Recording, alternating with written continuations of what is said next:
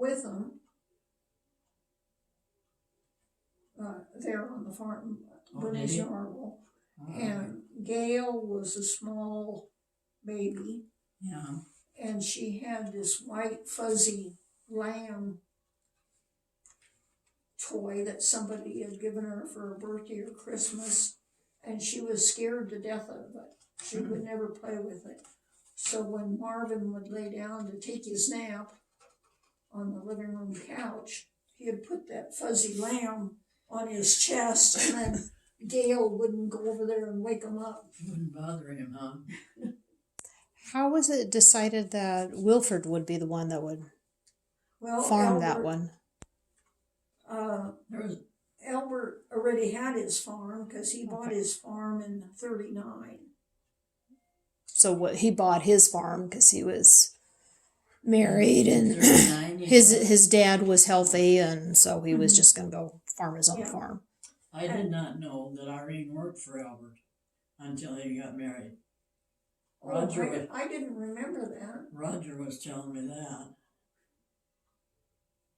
Irene took care of his farm or his house. Because she would have been out of high school by the time he bought his farm.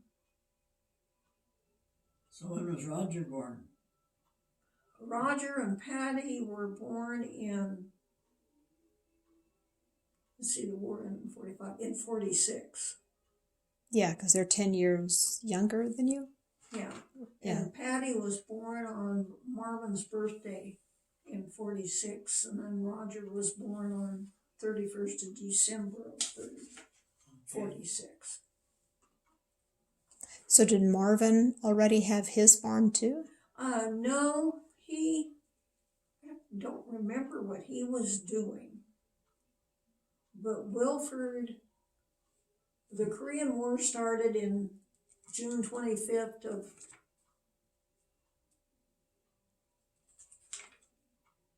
50. And then because he was the only, I don't know where Marvin was, he must have been in Pierce or something, but Wilford was the only son of a farmer, and so he was called as soon as the war started in July, and then because he was the only son left on the farm, his induction date was extended until sometime in November after all the corn crops and everything were done, and then he went into the Army. But he got that 3 or 4 month deferral because he was the only son of a farmer. So he was working for your dad at the time then. Yeah. Well, and Marvin would have already done his service because he was in World War II. Yeah, but I think he was living in Pierce or something at that time. And then he moved back over out to the farm after Bernice and Orville were there. Did Bernice and Orville get their own farm? No, I don't think they ever owned their farm, did they? Who? Bernice and Orville? No. They always rented. Mm-hmm. And then they, when Wilford came home, like he came home in November, December, and then he and Eileen got married in January.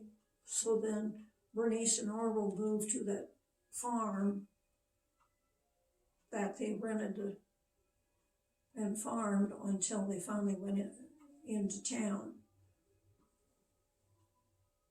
And they were still like in their 50s or so when they moved into Pierce, I think. Orville still started driving a truck for somebody. So when we used to come visit as kids, I think I was a teenager, so that would have been early 70s. Were they still farm? I thought it was a farm. I mean, I remember spending the night there. Yeah. Was that a farm? That was. They were still farming. Mm-hmm. Okay. That was the farm that they moved to from the home place. So Okay. they only were on that farm once. Yeah. I mean, that was the only farm that they were on. So Wilford came home from the service. Everybody was established, so he took over farming. Mhm. Yeah. And then when your dad had a heart attack and they moved into town, then he just took over the farm at that And point. then, yeah, he bought the farm a few years later. Had he bought the farm before that? Yeah. Or did he It buy it was later like from 2 or 3 or 4 years after he came home from the service that he Oh. bought the farm. Oh, okay. It would have been around, David and I were married in 56. I left to go to Kansas City, school in Kansas City in the fall of, see, I taught school 54, 55. It would have been the fall of 55. I moved to Kansas City. And that was about the time Wilford bought the farm. Okay.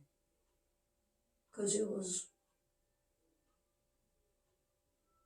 while I was in Kansas City that he bought the farm.